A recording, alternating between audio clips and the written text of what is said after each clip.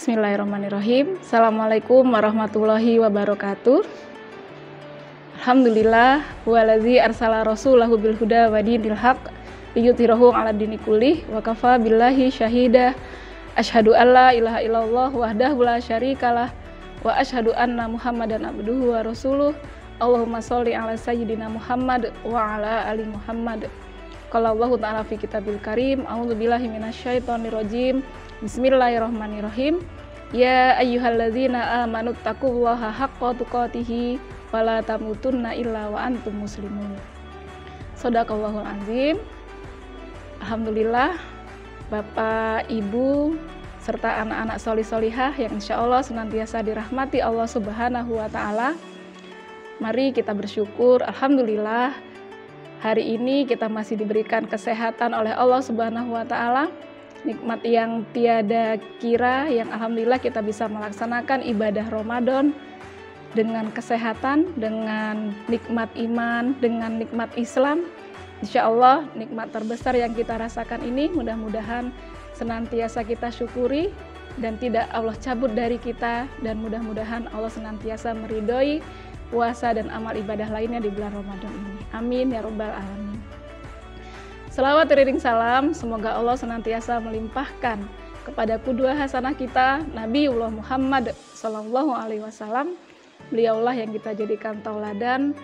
Mudah-mudahan kelak kita mendapatkan syafaatnya di yaumul akhir, dan nikmat terbesar adalah ketika kita bisa bersanding bersama beliau di surganya Allah Subhanahu Wa Taala, bersama para sahabat, bersama keluarga beliau dan keluarga kita, dan mudah-mudahan kita termasuk orang-orang yang diberikan kenikmatan untuk dapat bersanding bersama beliau di surganya Allah Subhanahu wa Ta'ala. Amin ya Rabbal Alamin. Bapak, Ibu, dan anak-anak solih-solihah yang insya Allah senantiasa dirahmati Allah Subhanahu wa Ta'ala. Ya. Bulan Ramadan biasanya juga dikenal dengan bulan suci, dikenal juga dengan bulan penuh keberkahan, atau disebut juga dengan Syahrul Mubarak. Disebut juga dengan bulan tilawah, Syahrul Tilawah. Kemudian disebut juga dengan Syahrul Jihad, bulan jihad. Dan bulan-bulan yang lainnya istilah-istilah itu, sesungguhnya ketika istilah itu dirangkum dalam satu istilah, sesungguhnya bulan Ramadan itu adalah bisa kita rangkum menjadi satu istilah, yaitu Syahrul Islah. Jadi Ramadan itu adalah termasuk ketika kita rangkum semua dari bulan-bulan yang disebutkan dalam sebuah istilah tadi, dia adalah merupakan perbaikan diri, bulan pembinaan dan bulan perbaikan diri. Masya Allah, alhamdulillah Allah berikan kita kesempatan untuk dapat hadir di dalam Ramadan ini.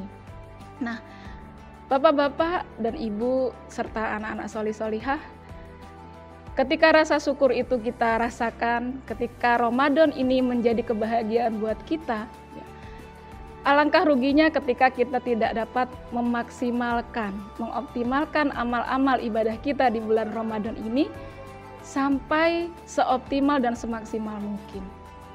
Harapan kita dapat maksimal dari awal, pertengahan, dan sampai akhir. Khawatirnya ketika nanti hari-hari terakhir kita baru terasa bahwa Ramadan ini akan segera berlalu. Yang terjadi adalah rasa sesal, penyesalan ketika kita tidak bisa memanfaatkan momen-momen Ramadan itu di dalam kesempatan yang Allah berikan kepada kita di bulan Ramadan ini. Maka bagaimana kita menjadikan Ramadan ini adalah Ramadan yang semaksimal dan seoptimal mungkin, kemudian kita tidak menyesali bahwa menyia-nyiakan Ramadan, pada akhirnya kita kemudian ingin kembali di awal Ramadan lagi gitu. Nah, kalau kita melihat bagaimana Rasulullah SAW ya, dalam sebuah hadis dari Ibnu Abbas radhiyallahu anhuma ya, berkata, Rasulullah SAW adalah manusia yang paling derma, dan kedermawanan beliau menjadi lebih baik saat beliau berada pada bulan suci Ramadan. Ya.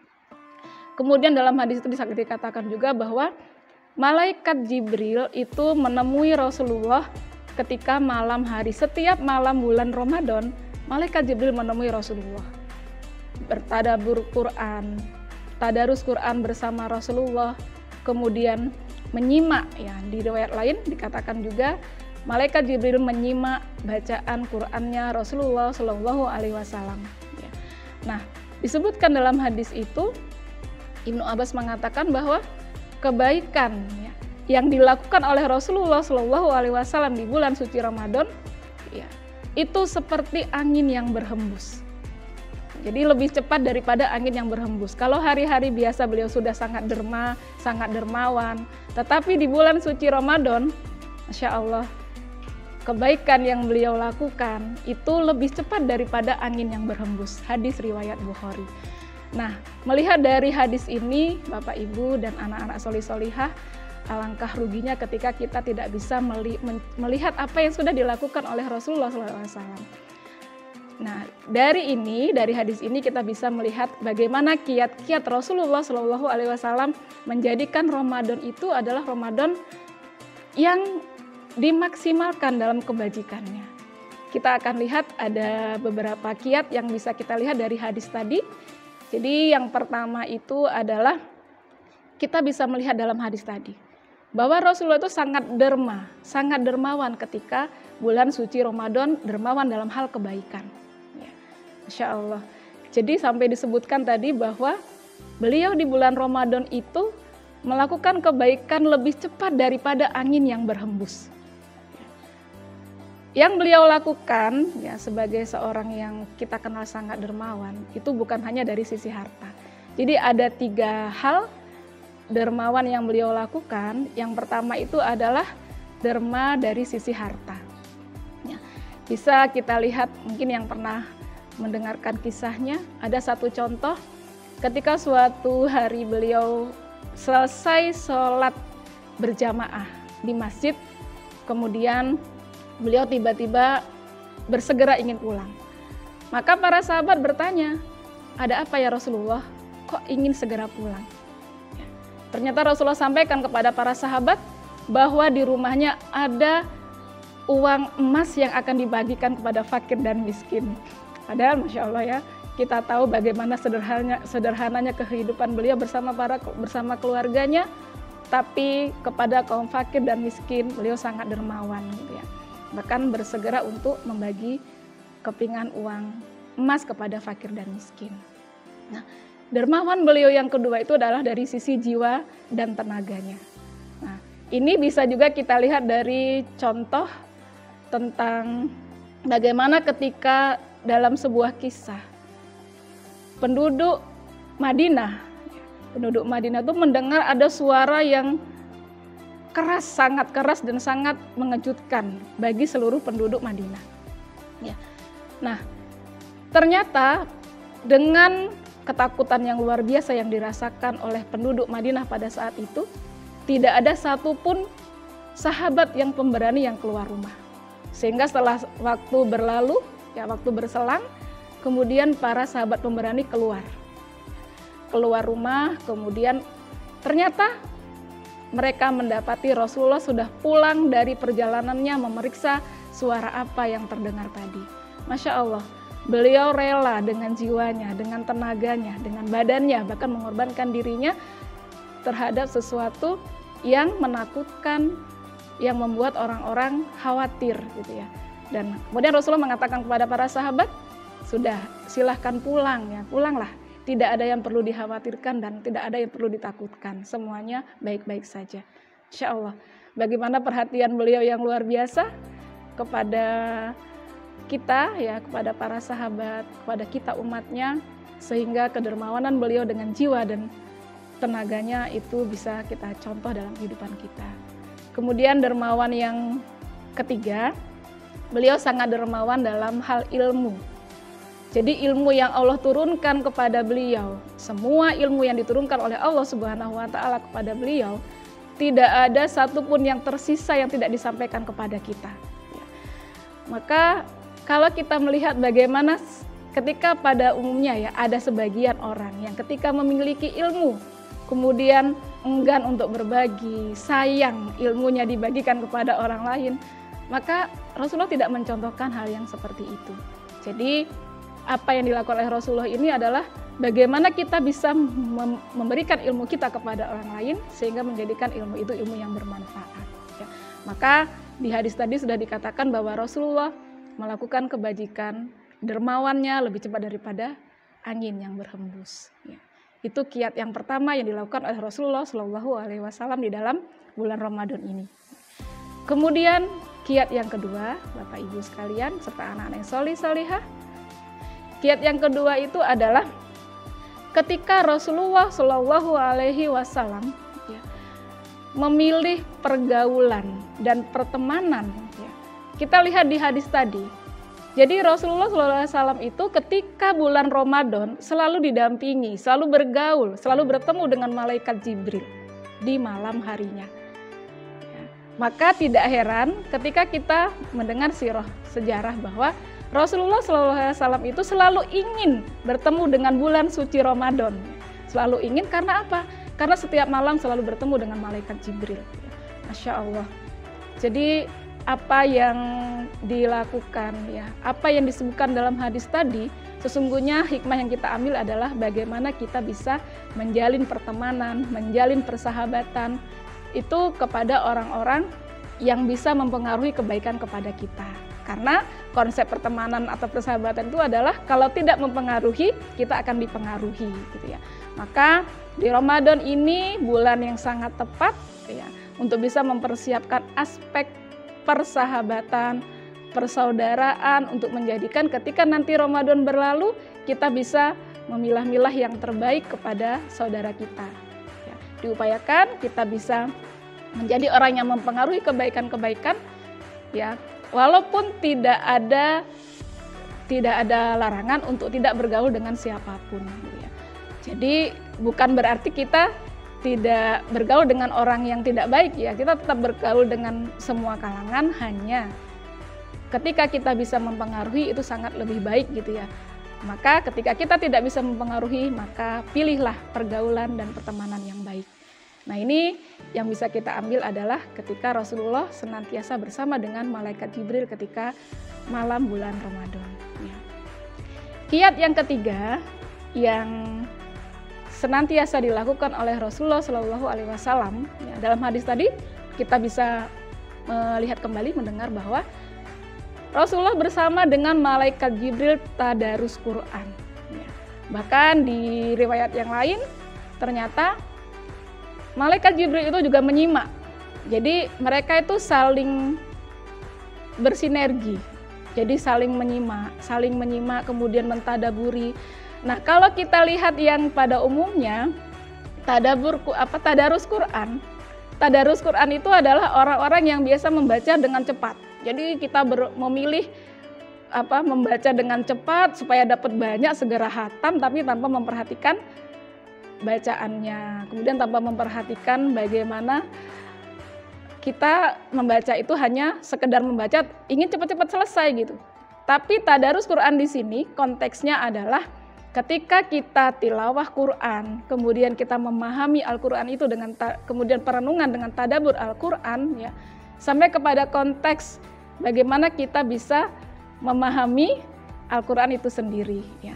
Maka di dalam hadis tadi disampaikan bahwa ya, Rasulullah Shallallahu Alaihi Wasallam senantiasa mentadaburi, kemudian menyimak bacaan Al-Quran, ya, dengan malaikat Jibril, ya, Insya Allah.